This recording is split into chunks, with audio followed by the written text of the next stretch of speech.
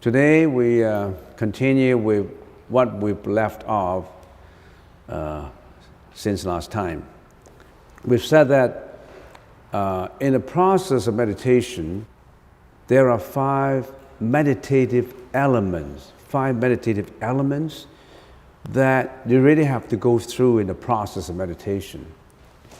And even before that, we said, when a person is meditating, how does one know what level I'm at? Where do I go from here? What is regarded as a higher level, what is a lower level? So I've been meditating for a number of years and I don't know do I keep on doing that? How do I know what level I am in? Am I improving? Am I getting better and better? Or what happened to me? And I mentioned that according to the sutras, there are certain levels. The first level is the Kamadhatu Samadhi, because we are living in a three-strata universal arrangement, whatever you call it. You call it. The Kamadhatu, which is the world with desires, the world that we're living in, and the higher level is world without desires. They have no desires, a much higher level. We call that Rupadhatu. They don't have any desires in that kind of living, but they still have a body form, a much higher level of sentient beings. And the third level is much higher, which is Arupadhatu. That is, even the form doesn't exist. They only have consciousness in there. The crudest form is the form with materiality and desires. That's the form that we have. We take a body form, molecules, protons, neutrons, we can see things, and we have desires for eating, sleeping, sex, and all that. Those are the kind of desires that pull us down to Kamadhatu, the world that we're living in now. We can't get away with it. And we think that these desires are good even. But these are the desires, these are the desires that pull us down to here. In another level, some people call that heavenly levels or heavens, first jhana, second jhana, third jhana, fourth jhana. They don't have any desires. No more of these desires. They are living much longer than us, and their level of happiness is much, much higher than us because they have no desires. But they still have attachment to form, a bodily form. And then, if they get rid of the bodily form through enlightenment, then they go to a higher level, which is arupa. That means without. Rupa is matter. Without matter world, they only have consciousness left. But they still have consciousness left, so they still go through reincarnations. If you get out from this three strata, you are at nirvana. No more reincarnation, no more life and death, no more rebirth. So even if you're at a very high level of heavenly level, you still have a form because we attach to form. That reminds me of a saying by a Chinese philosopher, Lao Ji, and he says that our problem is we attach to form. We have a form, which means that we have a body. We have a body, existence of the body, and this is our burden. Only when we don't have this burden that we're out from reincarnation. But this burden is a karmic burden that we've been carrying through ages, through millions of lives. We can't get out. And in the history of mankind, there was one person who was able to get out, and he was called Buddha.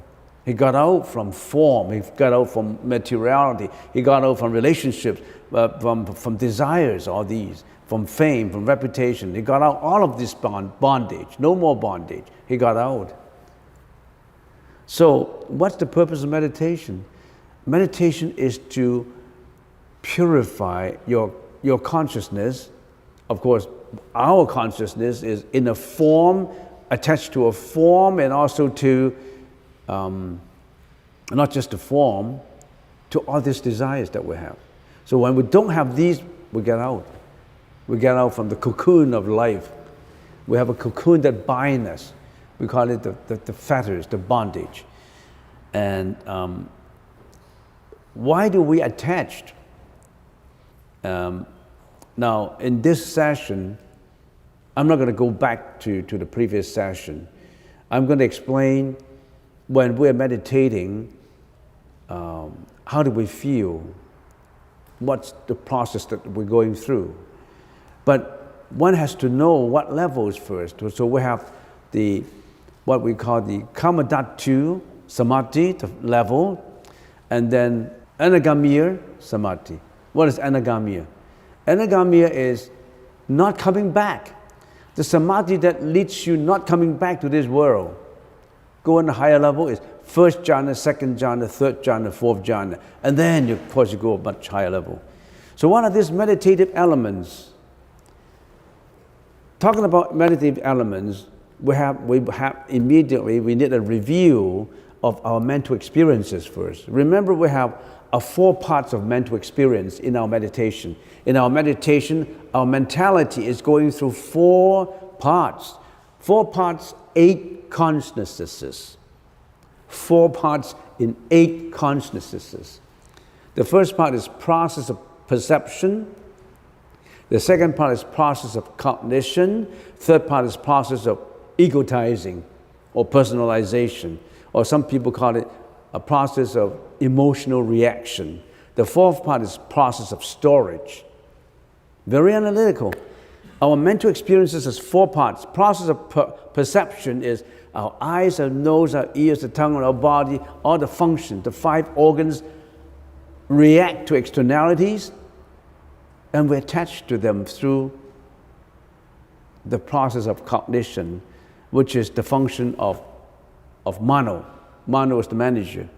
So mano, together with the 5, mano itself, it's a mental part, a consciousness, with the 5 foregoing senses attached to things. But the mano is more rational. It analyzes, recollect, categorize, interpret, projection, inferences of perception, giving meaning to what was perceived. What was perceived through the first 5 senses, the only perception, only the process of perception.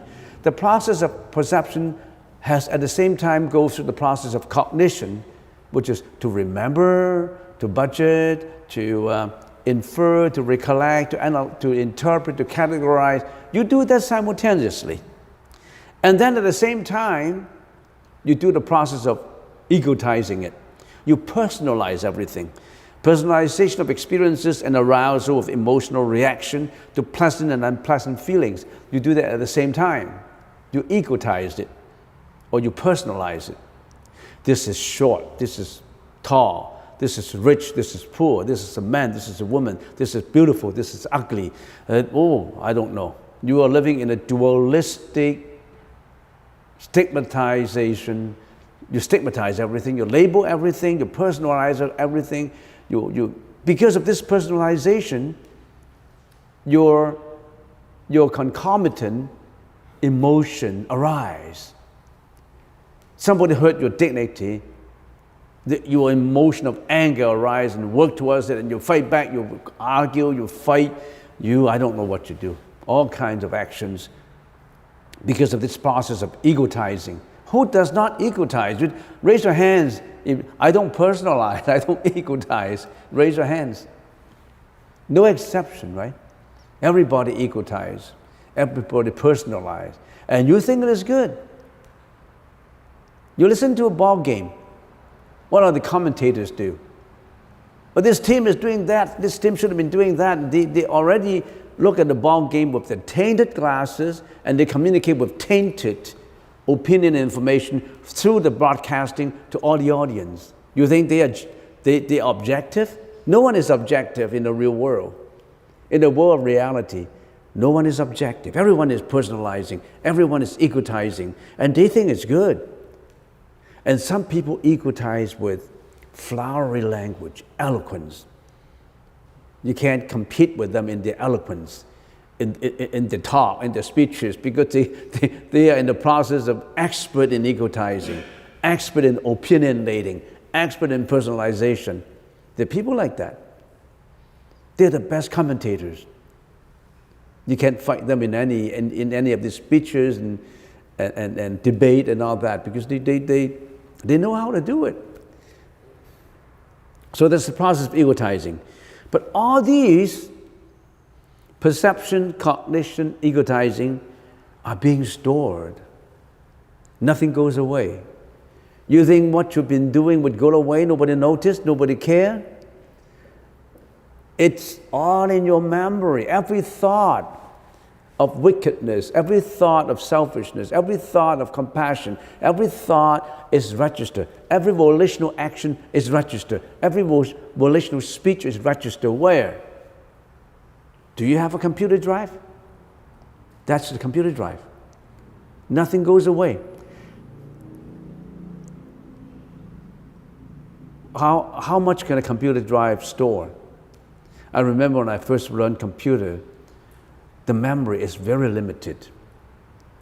I run programs by cards, and I have to worry about, can they contain all this programming language? But now it's immeasurable. You can even get that from the clouds. How immeasurable is the clouds? I tell you, even the cloud has a limit. But our storage of the karmic energy is unlimited, is immeasurable. So you really have to be very careful with each thought that you have. Of course, if the thought is carried into action, it's already a volitional action and speech, and that's what we call what? Vipaka. V-I-P-A-K-A, Vipaka, the consequential karmic energy so created. Okay, so always remember these 4 parts of your consciousness. Some people just know the perception, they just perceive, and with the cognitions they attach, with the egotizing, they what? They obsess. And all these things get stored. Nothing can go away. Not under the sea, not into the rocks and caves, not under the tunnel. You can't hide. You can run, but you cannot hide. That's the saying. You can run, you cannot hide. Because you find out. So be very careful. Be a very good person. Whatever goes out, bounce back to you. You think you can get the advantage of being selfish, you personalize everything and you get the advantage now? The more you give out, the more it bounces back to you. Multifold bounce back. Kinetic energy. Whatever comes out, bounce back, multifold. Bad or good. So what is your choice? All right, so remember that mental experience. Now, the 5 meditative elements that we've been talking, inquiry and inference. When we are doing meditation, we have these 5 meditative elements right in the meditation. Inquiry, the process of cognizing and querying the meaning of the perceived externalities in the stabilization and introspection of the mind. When you're meditating, your mind could be going all over the place. Your mind could be sleeping. Your mind is still active. But your mind is still active, but it could be in the process of stabilization. You are in the process of trying to stabilize it, or you're in the process of agitation. Nobody can read your mind. I don't have supernatural power. I don't know what happened to your mind. But your mind surely is it is always active. And the Buddha said, when you're doing meditation, there's 2 parts. One, the first one is to stabilize your mind first. Can you stabilize your mind? No, I can't, because when I'm meditating, my mind is all over the place. I'm thinking of past, present, and future. No, I don't feel comfortable, or my legs, I feel numb, or this is not a good environment, or no, the other guy is snoring. All kinds of things go through your mind. And then you need this conceptualization to put your mind into the right direction.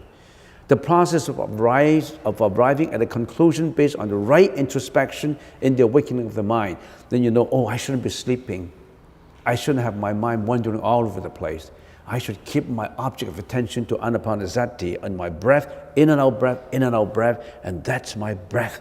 That's how I stabilize my mind, and I'm using my concept of sunyata, emptiness, to avoid all the obsession and attachment I have. I should use introspection of the body, of the feeling, of impermanence.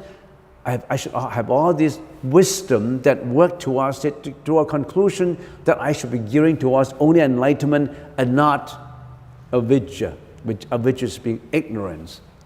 So actually your mind is working at the same time. How do you work? You need the right introspection to work through it. You need the right training. Meditation is training. You need a lifetime training. Some people, after training a few years, they're getting to be a better and better person. Some people training for a few years, they don't know. They're still selfish, egotizing, emotional.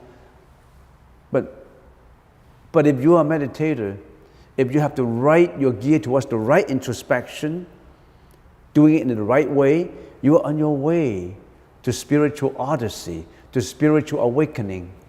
But it takes time.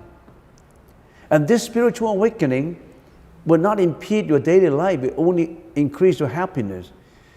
It only increase your wisdom to resolve daily problems. It only improve your wisdom in resolving and handle sufferings.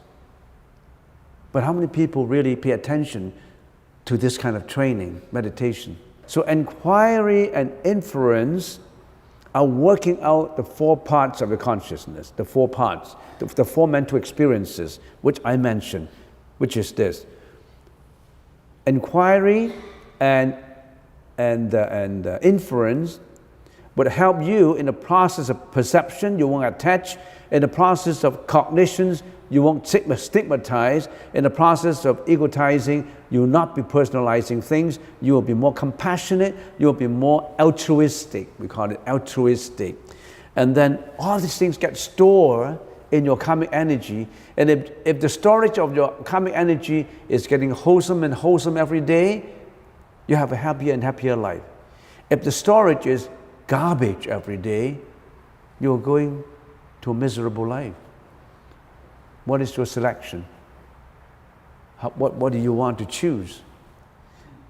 Do you want to choose every Saturday I go partying, I go karaoke, fun, or every Saturday you want to have an introspection of the right meditation to purify your mind, to throw out all the garbage in you by meditation?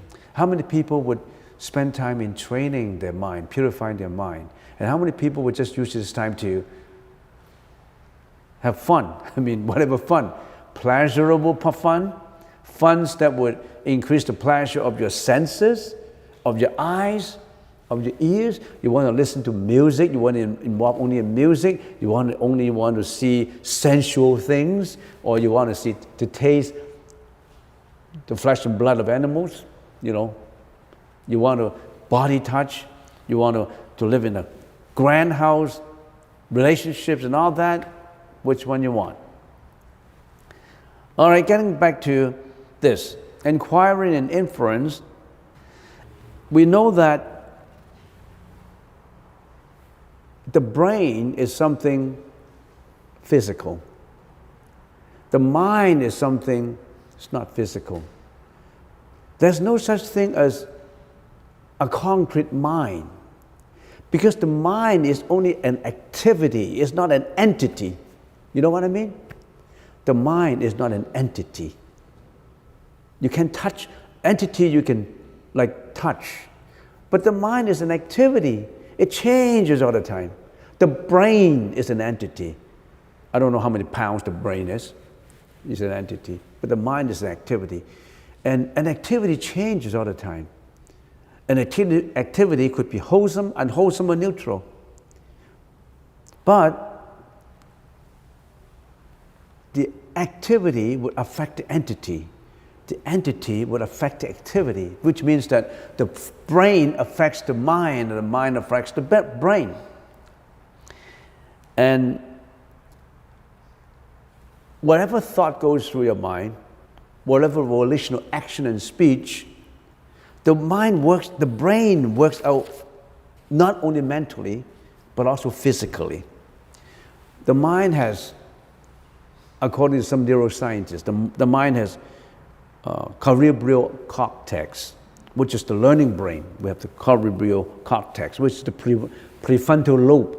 In other words, this is all the learning part in here.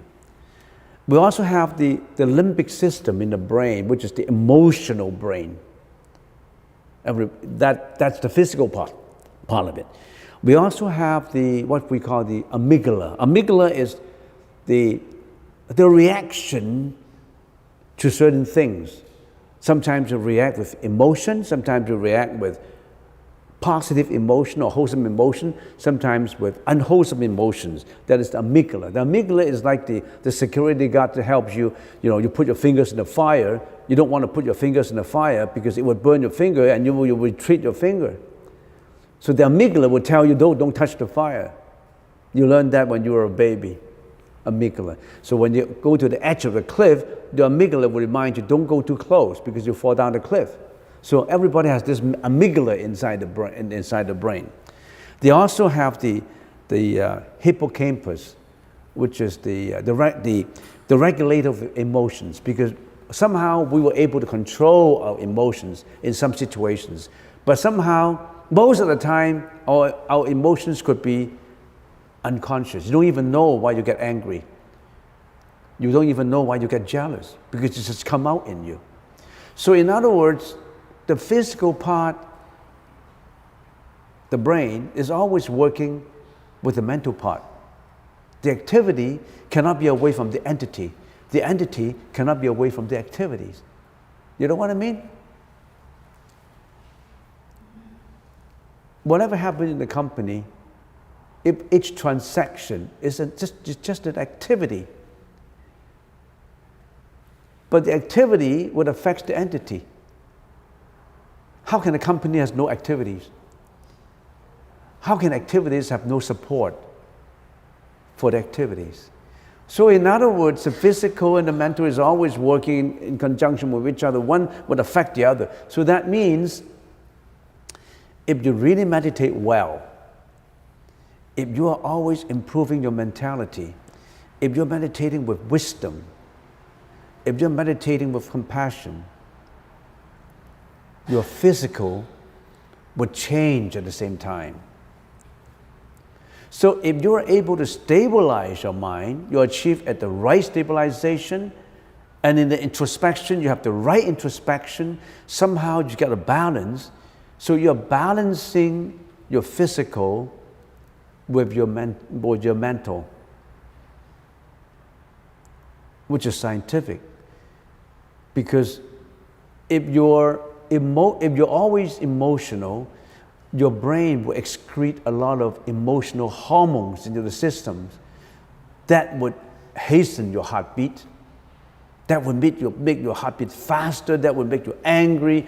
And a lot of hormones come out because of what you think.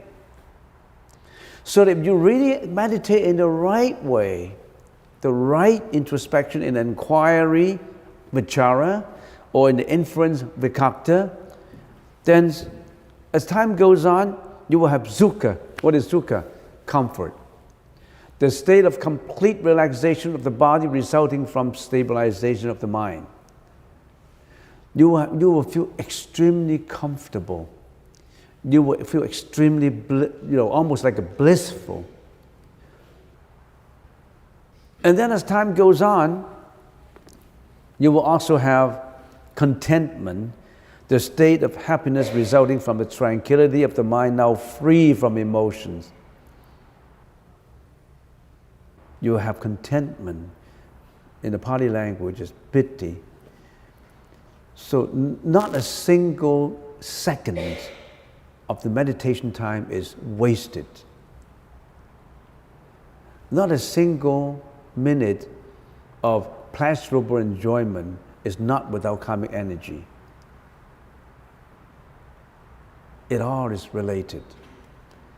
So this contentment with the right inquiry, the right inference, then we'll have comfort, and contentment would automatically come out. So sometimes in your meditation you will feel extremely blissful. It could be just a glimpse. It could be just for a few seconds. It could be just for 1 minute. For 1 minute, you all of a sudden feel you're completely in bliss. You're completely tranquil. You're completely free from emotions. That happens if you have the right inquiry, the right inference. That's the reason why you have to have the right introspection. When I first started out, I said meditation is in 2 parts. The one part is what? Samadhi. The other part is vipassana. Samadhi, if you have the right samadhi, you have stabilization.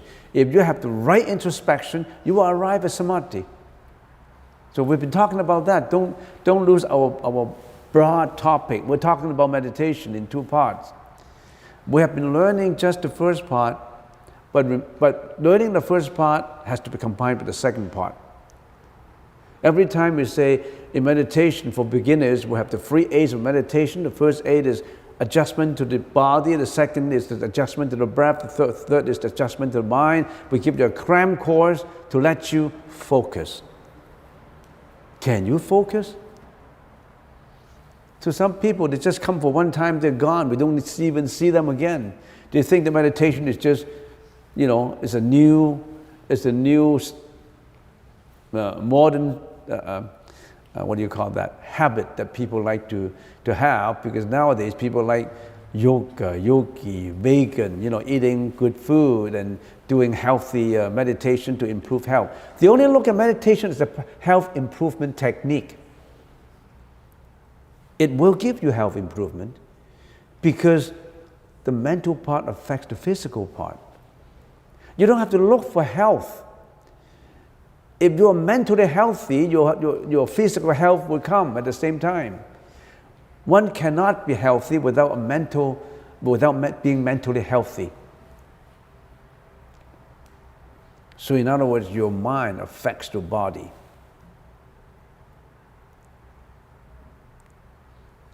The physical body can be cured sometimes by medicine, chemical medicines. But the mental part, it's still unfathomable. Many scientists do not even know what's in there. They're only studying it. And we always say that the neuroscientists come up with some concepts. They say we have 2 parts of the brain. The left side of the brain, this is the left side, or the right side of the brain. They call it the left hemisphere and the right hemisphere. And they identified, which has to be proven, and somehow they prove it by experiments. The left side of the brain is the logical brain, the rational brain. The time includes now, current, past, and future. It includes a language center to describe, to categorize, to communicate, to egotize, and all that is the left side of the brain. But most of the time we're using the left side of the brain, the learning part, the ego part too. And the right hemisphere is the divinity part, the timeless part, the moment of now part, the emphatic part, blissful part, tranquility part. So this part is the part of the brain that is divinity, that is meditative, that is tranquility, that is non-self, that is no attachment. But we haven't explored this part of the brain that well. We only have been using the left side of the brain. According to some neuroscientists, that's what we're doing. Science can only look at things that that the sensory organs can perceive. Science cannot do any experiments on things that the senses cannot perceive. If they can't see, they can't hear, they can't do it. All lab tests has to be tested by the senses. But how trustworthy are the senses? Senses are not trustworthy. Our senses are not even better than a rat. Do you know that? The senses of a rat are even better than the senses of a dog. That's what I found out yesterday. Because in the household, I was told that they have a lot of rats, and somehow they say, a guy suggested, we put some cage, a trap in there to trap all these rats. So they put 5 cages in there, and you know what they put in the cages? Cheeseburger. Because they know that rats like cheese. They put cheese in there. And they put cheese in all those cages as a trapping cage. And they put 5 or 6 in there. If they put it overnight for a few hours, the next morning they saw rats in there. Usually small ones. And then they say, we caught 6 of them, so there will be no more rats. And later they find out that there are more rats, even if they keep on catching them. So the next day they put another 6 cages in there. And the next morning they found there's 6 rats trapped into the cages. And within a week, you know how many rats they caught? 76. Within a week. You know why? Because the rats can smell this cheese miles away. And then suddenly there was a clever lady, and she thought, why don't we just stop attracting rats with cheese? Let's keep our house clean. We do a major cleaning, mop everything, make everything clean, and we don't put any cheese anywhere. We lock up all those garbage bags, seal them up, and we don't put things overnight on the table, and clean everything with detergents, and let's see what happened. They did it for 2 days, the cleaning. They didn't put any cages anywhere. They found out that there are no rats anymore. Because they use cheese to attract those rats, and these rats have senses that are better than dogs. They can smell miles away. You see, our human senses are not better than dogs, because dogs' ears, the rats have very good nose. Dogs have very good ears. Dogs can listen 1 or 2 miles away. A siren is going to come into this road. Before the siren even let you listen, you can hear it, the dog's already barking. You know why? Because he can listen to the siren of the ambulance 2 miles away. And only 1 minute, when the ambulance arrived, could you able to hear the actual sound of the siren. But the rat's nose are very sensitive. So our human senses are not trustworthy. We're not even better than rats sometimes in certain situations, and dogs.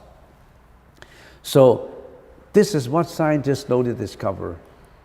But up to now, they think that this is what the left hemisphere of the brain is doing, and the right hemisphere, this is what they're doing. So these are the 5 meditative elements: inquiry, inference, comfort, and contentment. When you have all these 4 present, then you come up to stillness of the mind, which is ekagata, the tranquility of the mind that is completely free from the conflict between the cognitive mind, the mano, and the chitta, the manas. Now it's arriving at mental consonance. Usually we have cognitive dissonance. You know the difference between dissonance and consonance? Dissonance is they don't agree. The rational mind and the emotional mind, they always attack at war. They don't agree with each other. And what is devastating is that the emotional mind is always in control. That's the reason why you get mad more easily than you're being rational. So there's a conflict. But when you have the stillness of mind, you arrive at a mental consonance. The rational mind and the emotional mind, they more or less agree, and you start to calm down. So meditation will help in people who are emotional, who are depressive, who always have fear and anxiety. But you need the right meditation though. You need to have the right introspection the right stabilization. So you really need someone who knows.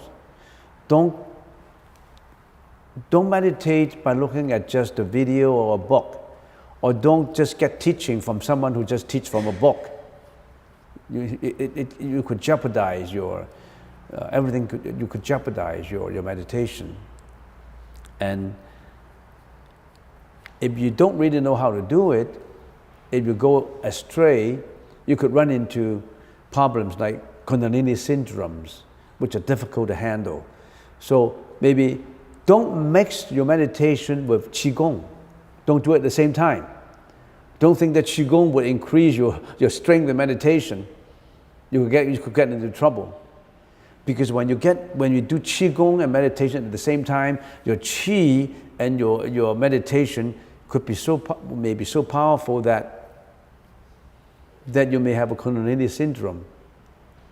But somehow the Kundalini syndrome, some people call it Kundalini awakening, would be helpful to you, but you really have to go through the trauma of a Kundalini syndrome. Have you heard of the term? So just meditate. Don't meditate for too long, maybe just half an hour, and don't mix up your Qigong or your yoga, certain yoga exercise with the meditation. Just meditate enough to help yourself to let go, and that will be sufficient. It's just like some Chinese Taoist monk said that. They give us an example, an analogy. He said that when you are boiling soup, the soup of enlightenment, for example, you boil it. When you boil it at a level that is boiling, you have to control your fire. You have to have the right level of fire. If you continue to boil and boil and boil, it will spill all over the place. You get into trouble. So you really have to make sure that you have the right fire. In a bonfire that you add the log wood onto it, the wood, you have to watch the fire. The fire has to be just right. If your fire is not strong enough, it will never get to the boiling point. You can never have a good bowl of soup. If after you boil it, you continue to boil it, spill all over the place, you get into trouble. You just have to have the right equilibrium, the right fire, and that judgment is not easy to come by. For someone who is careless in meditation, for someone who does not know or depend on a teacher who himself or herself teach from a book, you could run into the danger. So watch it. I'm not discouraging you. It's just watch it and be very careful with having the right fire. Don't let your soup boiling to such a point that it will spill all over the place, and have the right fire. If you don't have the right strength in the fire, it will never get boiled to the point that is useful to you. In some cases, I would like to give the analogies of training yourself in meditation is like training yourself how to box. You are a boxer. You are boxing with the reality of life. You're boxing with all this bad karmic, unwholesome energy confronting you. You need a trainer, the right training. It's not easy. But it doesn't mean that we don't want to do it. We still have to do it. All those who are working in the path of enlightenment, in spite of all this hardship, they are willing to take this and do it. And they become the successful people, the successful meditators. So we always say, if you really go through the hardship, finally, you'll be coming out smelling like roses. At that time, you are a good meditator. You are out from samsara. You're out from karmic energy that bound you. All this different level. In the first level, Kamadatta Samadhi, you may encounter all these. You have to encounter inquiry, inference, comfort, and mental contentment. If you're successful with inquiry, if you're successful with inference, then you will have comfort and mental contentment. You will have the right inference right inquiry, right inference, then comfort, the physical comfort will come out, then the mental contentment will come out. These are the 5 feelings that you will have. And then if you go a higher level, Anagamiya Samadhi, which is the Samadhi. You know what is Samadhi? You should know, right? It's beyond the consciousness level, the ecstasy of it, the beyond, the Samadhi level. So if you have a higher level, which is called Anagamiya Samadhi, you begin to have one more element in it, stillness of mind, ekagata. You have one more element in it because you're at a higher level.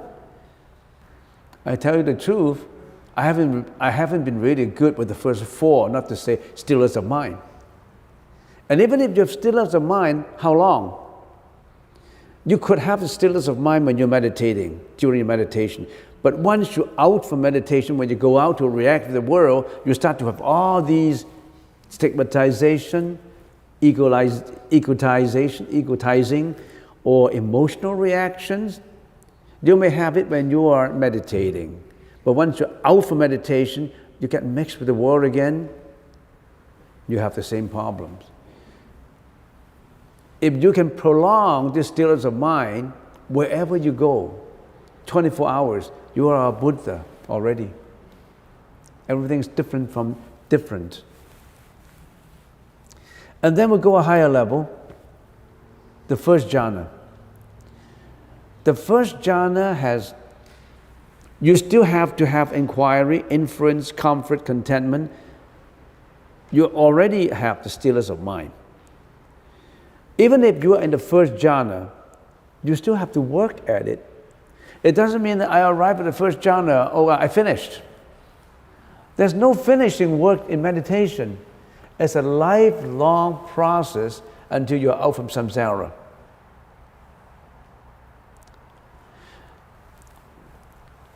And then you go into the second jhana. When you meditate to have the stillness of mind, then you will find out that this inquiry that I have, this anapanasati, this Buddhist concepts of emptiness, these are disturbance to me. I don't even need this anymore. I need them when I first start, but now they are disturbance to my stillness. Thinking about wisdom is the disturbance to me. Thinking about letting go itself is a disturbance to me. When I first started, I learned to let go. But then if I have this let go thought, it's still a disturbance. I want to get rid of that too. You understand what I mean? You're at a higher level. The letting go is not clean to you anymore. Even the letting go has to be let go. So you let go of an inquiry, you let go of your inference. And then you go into the third jhana. You don't want to comfort. Even the idea of feeling comfort is a disturbance to you. What do you mean by comfort? That concept doesn't exist in my mind. This comforting concept disturbs me. I want to throw it away. And then you get into the fourth jhana. Even the feeling of contentment in my mind, I want to throw it away. It's disturbing me.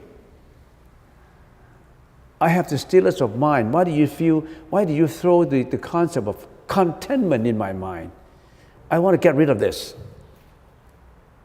I want to get rid of my clothes. I'm in a room that has no temperature, that has no concept of temperature. Why do you want me to wear so many of these burdens of clothes? This entire, I shouldn't use that word, some people may have mistaken it, this entire nudity of opinions, of concepts, of encumbrances should be all out. But you still have this concept of nudity in you. That should go out too. You only have this stillness of mind. You don't want any inquiry anymore. You don't want any inference. You don't need the comfort. You don't need the contentment. Because all these become a disturbance, no matter how good they are. They should be all gone. And what's left is only this one pure stillness of mind. And the Buddha said, this concept of stillness of mind, throw it away. This is only, throw it away. That's the time when you are out from the fourth jhana. No more stillness of mind. You don't need that. It's a concept in you. That is the purest concept. But you don't need this concept. So you're actually taking piece by piece and piece by piece of all your attachment. You think you have work enough to get rid of your attachment? Even the stillness of mind attachment has to go. Not to say you think you're letting go of depression, of fear, of anxiety. That's just the beginners, for the beginners. Well, we're not even successful in the beginning approach. How can we have stillness of mind? It's extremely difficult. But it does not mean that we don't work at it. That's the reason why we have to have the right efforts in doing it. We must be determined to do it. Only the one who is determined to do it in spite of all this hardship will be the one who become the Buddha, who become the person who get enlightened. So it's not easy. But it doesn't mean that we don't have to do it. We can't do it. You have to do it.